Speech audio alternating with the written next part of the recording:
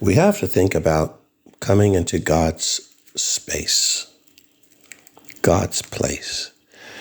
We in an airplane flying here to Israel, the plane has to be pressurized, else we all would just pass away into a calm sleep from a lack of oxygen. When you climb mountains, the Mile High City in Colorado, much higher, Mount Whitney, the Himalayas, they have to take oxygen tanks. We realize that we cannot even survive the depths of the ocean without pressurization and oxygen and the right flow when a scuba diver dies, the mix in the tank so that he doesn't implode inside. If these things have to be done, whether you're going to work at a nuclear facility near radiation, climb a mountain, go into the depths of the sea, go up into the atmosphere or into space, and you have to be protected. You have to be transformed. In your natural state, you would die. That's in the physical space of our world. How much more so the spiritual space of God? And yet we take it so lightly, come before his presence. But what does that really mean? You can't even go into the presence of the depth of the ocean without protection. Can't climb a mountain at the highest altitude without protection. Can't go into the upper troposphere space without protection. You will die. And yet,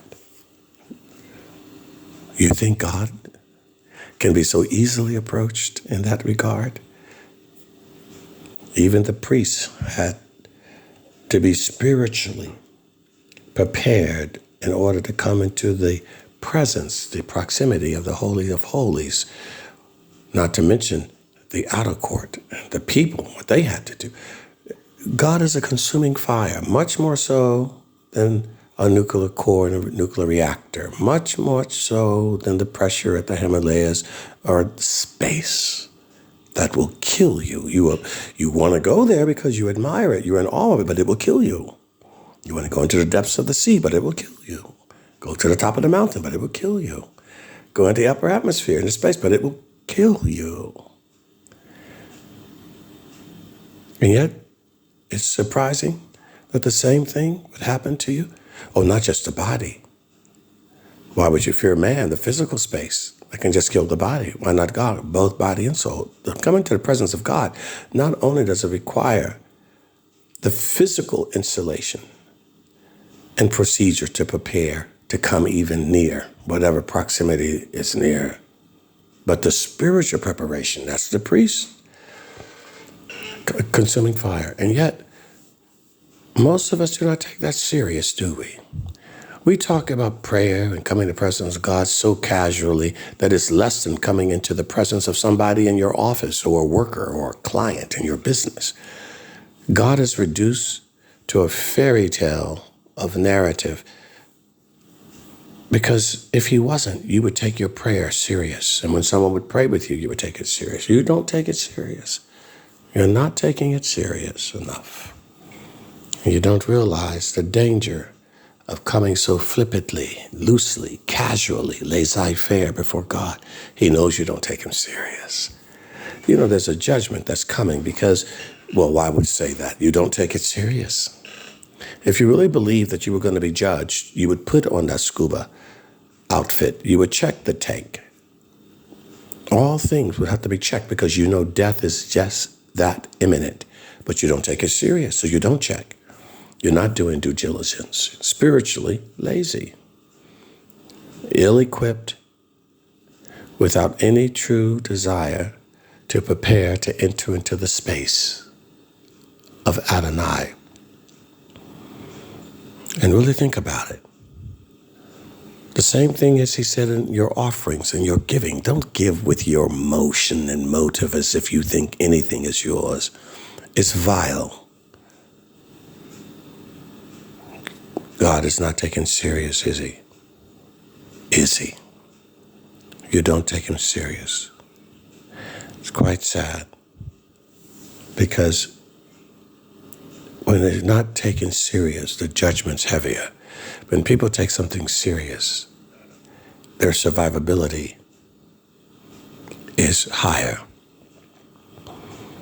You got to take it serious when you come in the presence of a wild animal, a wild boar. It's not a Disney character. It's a real animal. It may eat you. It may attack you, but you don't take it serious. You're not aware of its nature or its being. We project onto the wild animals our own psychology, which is what we do with other people. We project ourselves onto them.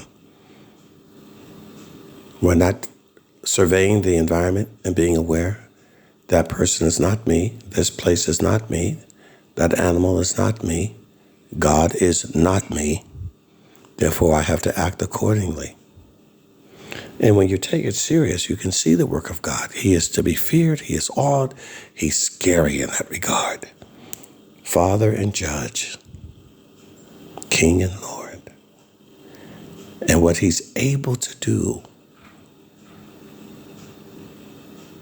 should put us on our knees in fear of him.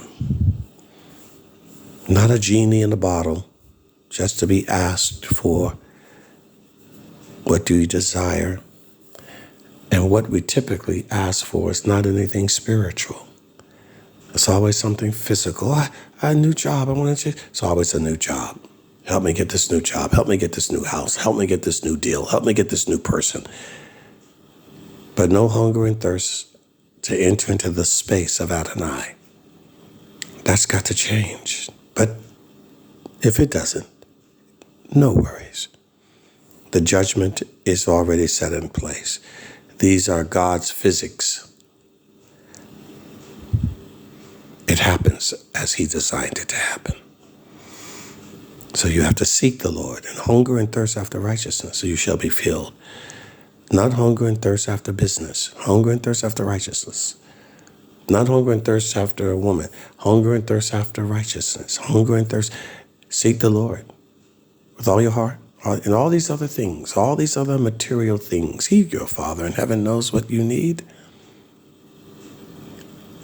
Better to focus on the Father, who's the provider of the need, than the need. Lord knows what we need. Let's trust him, trust him, trust him, trust him. And to enter his space, let's properly prepare ourselves. Do everything in your power to prepare yourselves as best you can. Everything in your power. And as Guy says often, and don't worry about the rest, grace is for you there for what you cannot do, not for what you will not do. Most of the preparations because you simply choose not to. And you have to. It's not hard, but it might be painful. And that's the price and that's the cost. It's got to cost you something. A sacrifice, an offering's got to cost you something. Just like when you go to the doctor. It's going to hurt, okay? But it's got to cost you something. If it's easy, it's sleazy. It's got to cost you something. Anything that you love, it's going to cost you. Anything that's worth it, it's going to cost you. And most will not give a gift to a woman unless they know it's worth something. She may turn you away because it's cheap. It didn't cost you anything. Oh, you didn't do anything. Bought a cake when you could make a cake. You've got to put some skin in the game. And with Papa, it's all of it. All of it. It's the only one that's supposed to be all of it. No one else. You don't love a woman with all your heart, all your mind, and all your strength, by the way. That's not the way that works. You only love one person that way. Adonai. Remember that. It's not your job. It's not a woman. It's not a man. It's not a dog. You dog worshipers. You are to love the Lord your God, and him only are you to serve with all your heart, mind, and strength. Not a man, not a person, not a system, not a politician, not a priest, not a pope, not a prophet, not a pimp, and definitely not a prostitute. To God be the glory, and he is the only one that gets everything all the time, no matter what. Sickness or health, better for worse, good time, bad, we accept the both. We give everything to him. And that helps to usher us into his space. Amen.